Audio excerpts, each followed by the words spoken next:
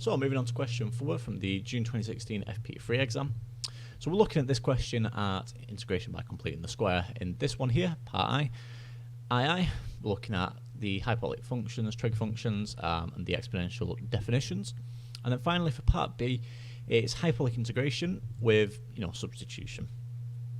So let's start with part I. Let's go in order. So for part I, we have to find out using a calculator this integral here. So straight away you need to be able to recognise that this denominator here that we're dealing with, we're going to need to complete the square on it, because what it'll give us some inverse trig function that we can then work out using the form of the book, right? So we need to be able to complete the square on this expression given underneath the square root. So I'm going to quickly do it over here, minus x squared plus 2x, just in case you're unsure how to do it. 2x plus 15. So what that would be is you take the minus out, this has got to be positive, so this has been minus. So I'm just going to kind of do this, like sort of jumping into it at the deep end. So that's going to be, you've got to take the minus off the x as well. So that's going to be, or you've got to take a factor out of minus. So that's going to be minus 1. You half the term here. So half of 2 is 1. We've got to square this expression here. Then when we complete the square, we take the negative square here. So the negative square of minus 1 is clearly just minus 1. But then, because this is minus 1 here, we times through by minus 1. So that's going to be plus 1 plus 15. So that's completing the square. Collect them to give us minus x minus 1 squared plus 16. Alright, good stuff. So that looks good so far. Now let's carry on with the integration. So what we've actually got now is the integral from 5 to 3 of 1 over.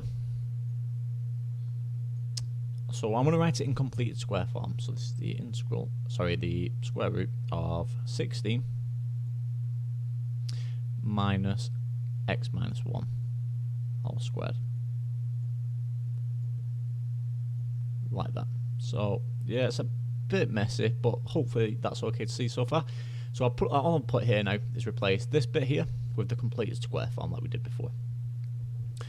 And now, there should be a dx here, integrating with respect to x. And now, using the formulas given in the the form of the book, this now we can express as arc sine or inverse sine. So arc sine, I should probably just do sine to the inverse of x minus 1 all over 4. Because you take the square root of that, that's your top term, and then the square root of 16 is your bottom term, or your denominator. And now, all we've got to do is actually do this between the limits that we're given here. So 5 and 3. So arc sine, should do sine minus 1.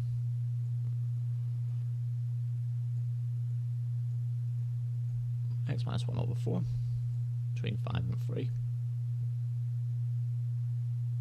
Like that. And now just substitute these in, right? So the inverse sine of 5 minus 1 divided by 4. So that's going to be sine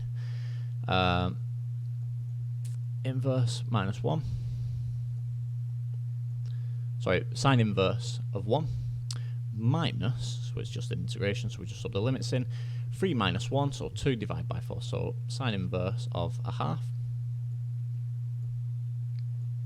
0.5. And then if you work these out, what that's going to give you is that'll be pi over 2. So we've got to do this in terms of pi, so it's going to be pi over 2. So make sure you calculate it in radians. Pi over 2 minus, this will be pi over 6, minus pi over 6. That's pi over 6. And that's going to give me 2 pi over 6. When we perform the calculation, 2 pi over 6, which will just simplify to pi over 3. But seeing that it doesn't have to be in its simplest form, that would be, just as acceptable. But there we go, pi over 3, jobs are good. So, part B, I'm going to do it down here. So let me just cut this off up here. So part B, let's do it down here.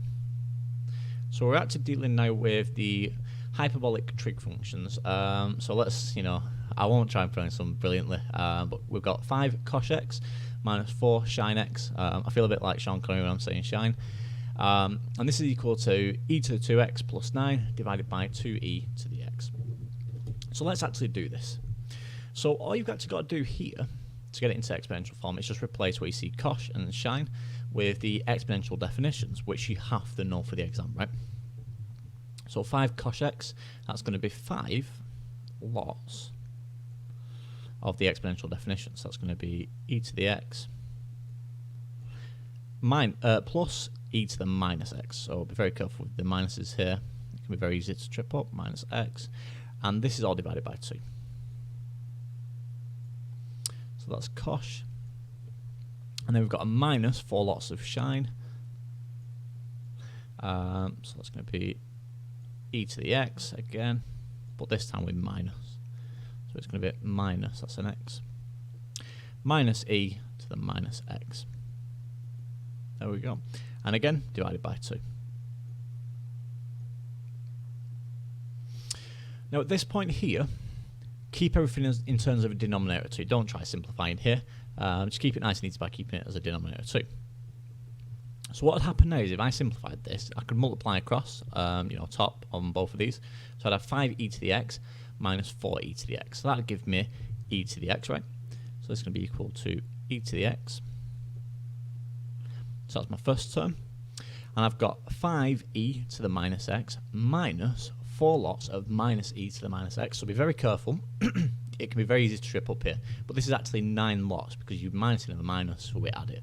So I've got now plus 9 lots plus 9 lots of e to the minus x. And this is divided by 2 still. Now we're close. Notice this is pretty similar. We've got the e, but this is e to the 2x. We've got 9e to the minus x, but this is just 9. And on the denominator we've got 2, but it's 2e to the x, right? So how do we get this final expression? Well, at this point now, notice there's no e to the minus x with the 9. So what we're actually going to do is express this as 9 over e to the x and then multiply everything by e to the x. So timesing through by e to the x, this is going to give me, I'm going to just write it down here. So it's going to give me e to the 2x, we're timesing through by e to the x, so e to the 2x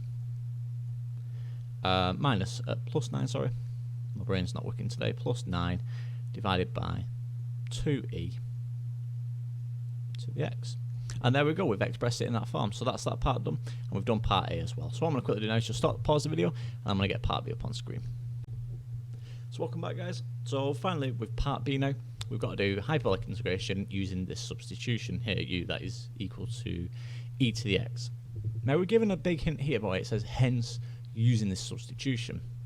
Notice this here, 5 cosh x minus 4 sin x is exactly what we've just done here. And we worked out the exponential definition. So even if you couldn't do part, AII, you can now work out this. So let's do this. So part B.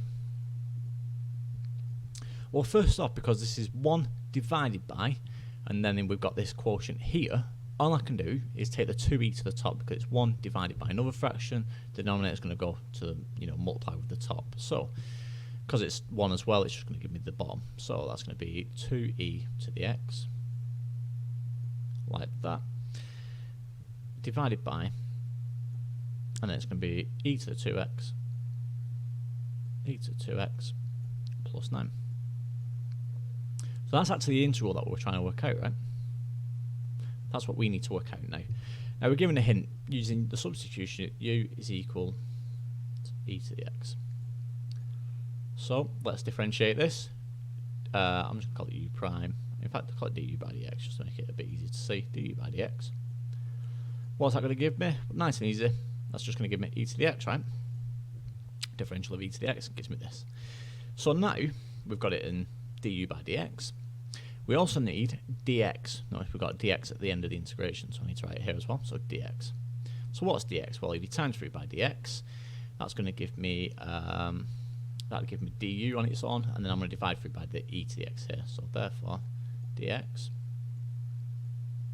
is equal to du divided by, and notice I'm going to change this e to the x back to u. So it's du divided by u.